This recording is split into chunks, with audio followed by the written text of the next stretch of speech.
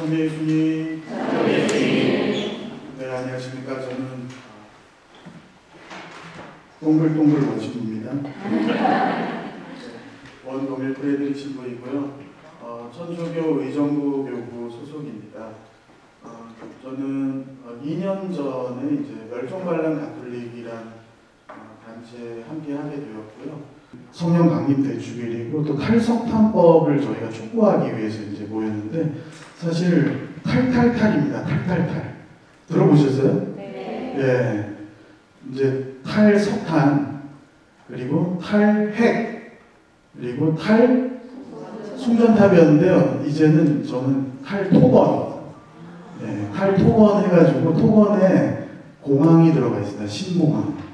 예, 뭐 지리산, 설악산 케이블카 열차 이런 것도 있지만은 국민의 세금으로 엄청나게 지금 추진하고 있는 게 신공항이거든요. 그래서 가덕도 신공항은 얘기 들어보니까 13조 7천억 원? 말이 13조지 어마어마한 돈 아닙니까? 네, 그리고 이 탈석탄법도 21대 국회에 5만 명이 재작년에 시민들이 서명을 해서 넘겨가지고 이제 국회에서 법을 만들어 주십사 하고 넘겼지만은 예, 그 산업통상벤처위원회인가? 산자위 거기 의원님들이 1년 넘게 심의만 계속 하시다가 결국은 법을 만들지는 못했습니다. 제가 개인적으로 거기 소속되어 있는 국회의원님 한 분을 만난 적이 있는데요. 그거 왜 안 되냐 그랬더니 그분이 이게 민간기업에서 자기네 돈 들여서 이렇게 하는 거라서 국회에서 그걸 마음대로 어떻게 할 수가 없다고 이런 식으로 이제 말씀을 하시는데 제가 그래서 아니 그런 게 어딨냐고 국회의원이면 법을 만드셔가지고 그 돈을 물어주고라도 석탄 발전소를 그만해야 되지 않냐 이런 말씀을 드렸었는데요. 이제는 22대 국회에도 저희가 이제 이것을 강력하게 촉구하기 위해서 오늘 함께 했고요. 그리고 전 세계적으로 지금 에너지에서 제일 많이 쓰는 게 이제 석유예요. 지금 한 33% 차지하고 27%가 아직 석탄입니다. 네, 그리고 24%가 천연가스에서 거의 80%가 다 화석연료예요. 사실 아직까지 갈 길이 먼데요. 오늘 성령 강림 대축을 맞이해서 저희가 어떤 계획이나 전략도 중요하지만 정말 새롭게 시작하는 마음으로 성령 강림이 필요하다. 여기 계신 모든 분들이 그러한 마음으로 이제 올 한 해 이 탈탈탈을 위해서 함께 해주시기를 청합니다. 네, 오늘 저는 이 탈탈탈의 기본 바탕이 저는 탈성장이라고 보고요. 석탄이 배도되게 된 게 사실은 성장 개발주의에서 온 거거든요. 근대 국가의 탄생과 맞물려 있습니다. 그러니까 국가가 서로 제국주의 들어보셨죠? 식민지 막 만들고 막 100여 년 전 국가끼리 막 경쟁하면서 이 석탄을 누가 차지하고 개발하느냐가 국력과 직결되기 때문에 그때부터 이런 석탄 탄소 경제가 출현하게 된 것이죠. 그래서 저는 그 기술 관료적 패러다임이란 말에 주목을 했습니다. 혹시 들어보셨어요? 찬미받으소서 주간 시작하면서 저희가 오늘 개막미사를 하는 건데 바로 그 찬미받으소서에 나오는 말씀 중에 기술 관료적 패러다임이라는 말씀이 있습니다.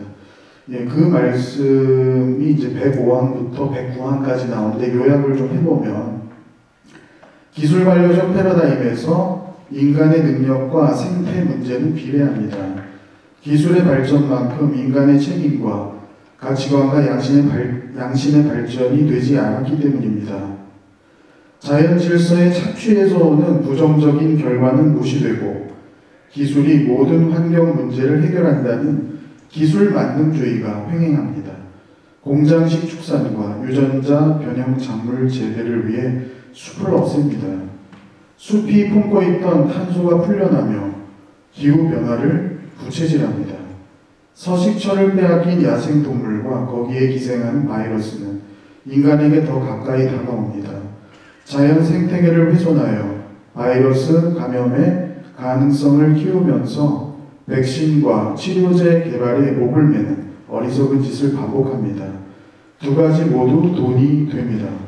이윤만 보장되면 인간에게 미치는 잠재적 악영향은 무시된 채 새로운 기술이 쉽게 사회로 들어옵니다.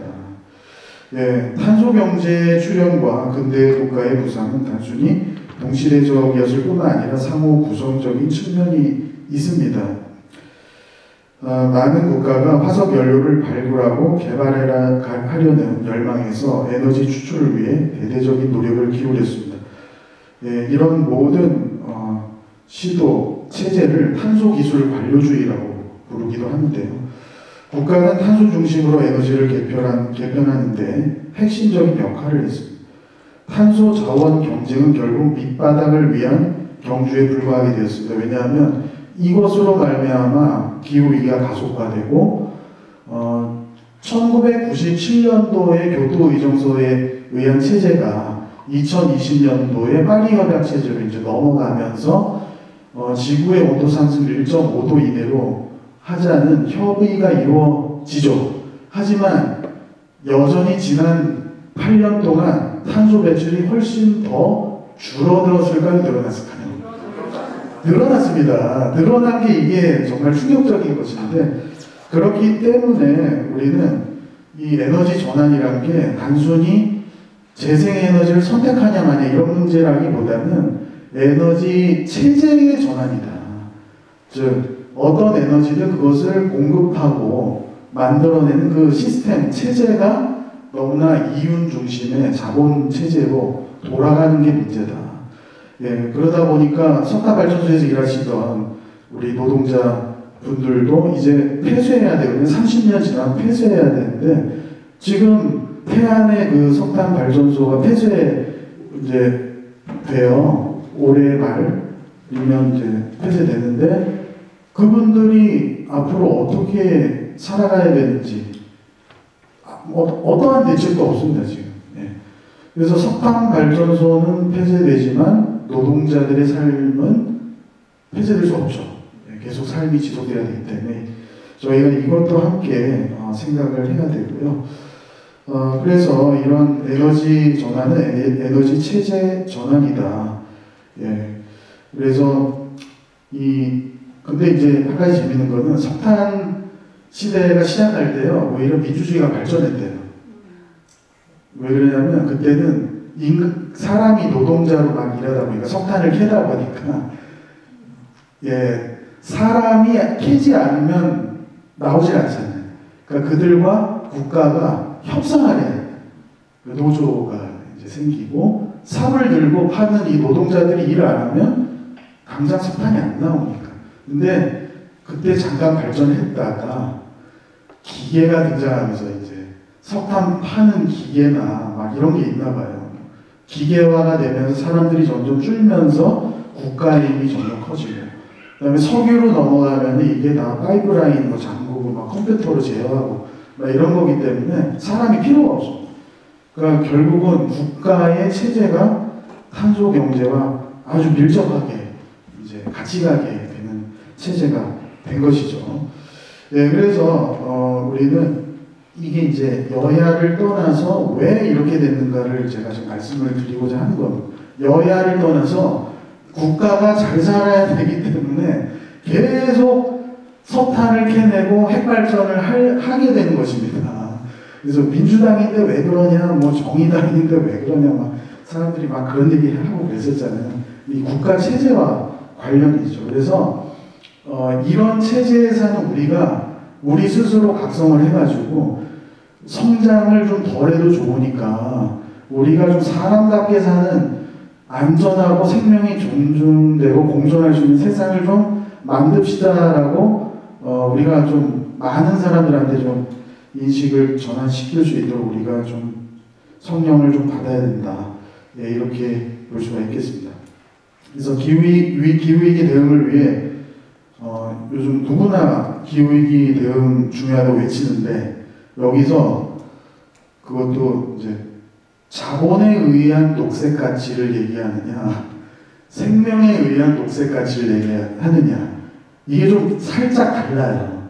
겉으로 보면 기후위기를 다 얘기하는 것 같지만 잘 들어보면 태양광을 해가지고 해야 된다고 이렇게 얘기 들어보면 갑자기 재개발을 해가지고 태양광을 하고 도로를 지하로 넣어서 그 위에 태양광을 깔아야 된다? 이런 주장을 할 수도 있겠죠, 그죠?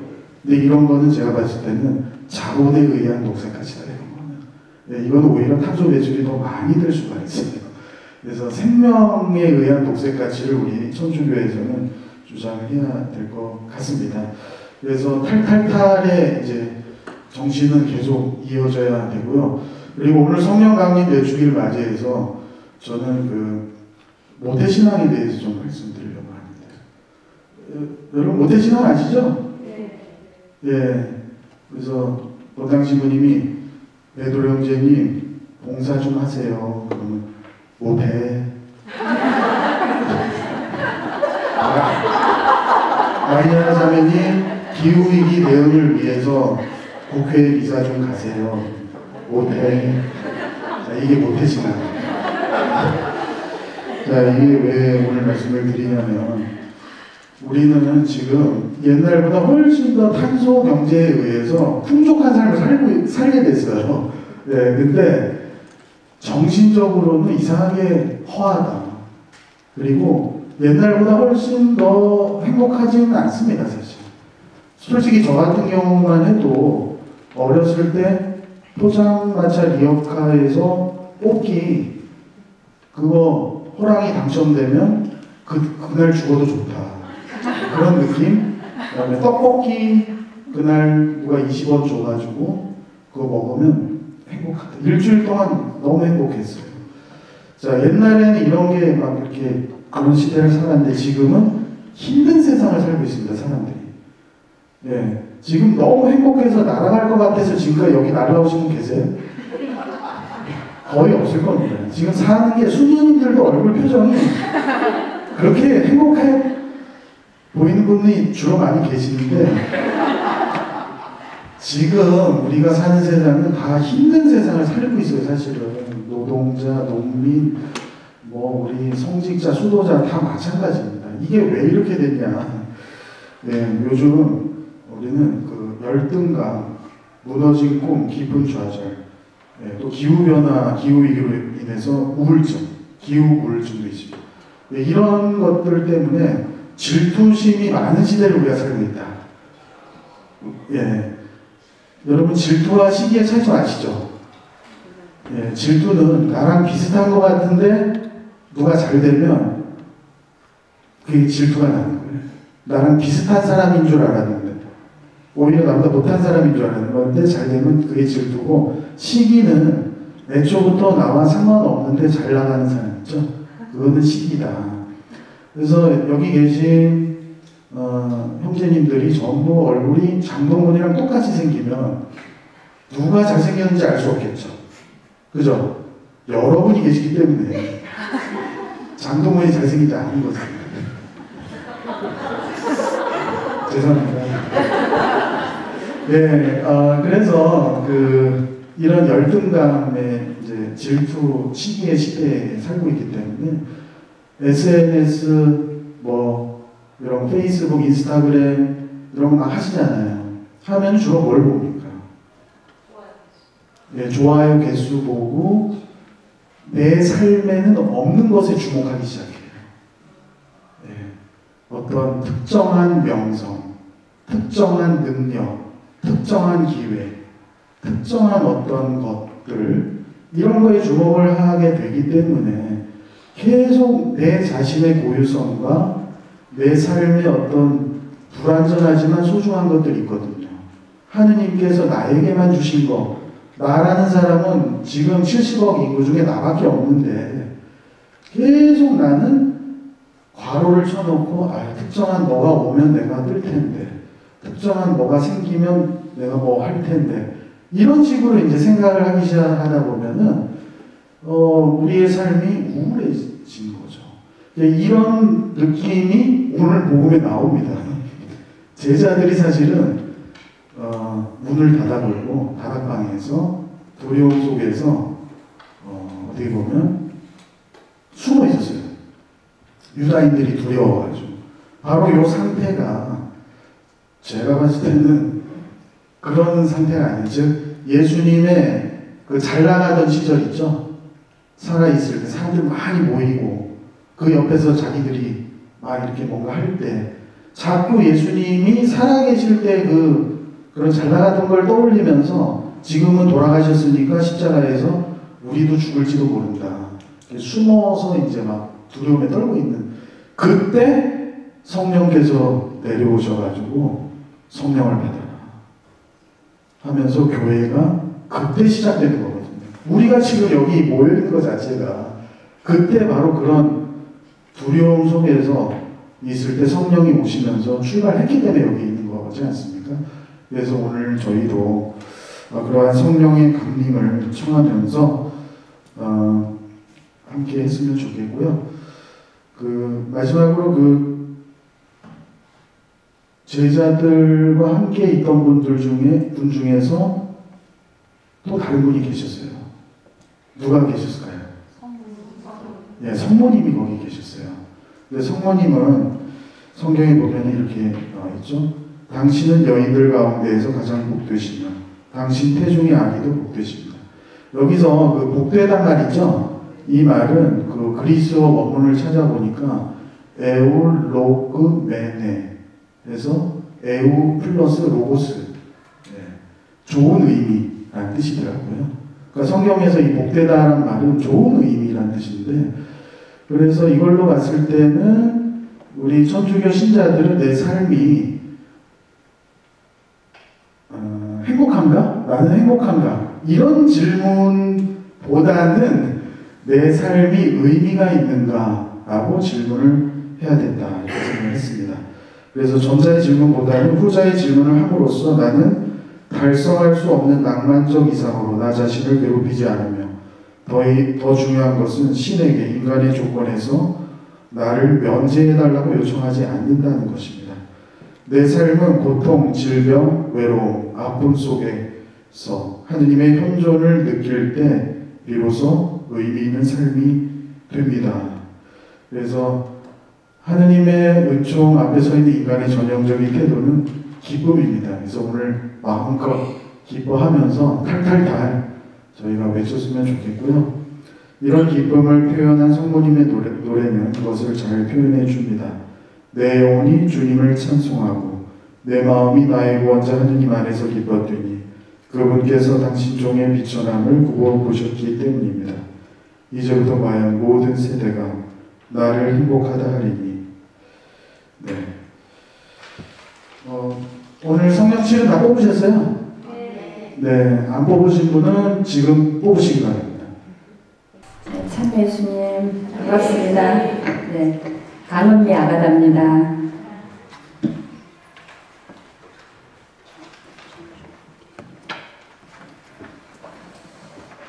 이제 몇 가지 좀 말씀을 드리면, 이제 21대 국회가 들어서서 실제로 이제 환경 문제에 관심 있는 국회의원이 우리 정의당에도 많이 있었지만 민주당에도 많은 의원들이 함께 하셨어요.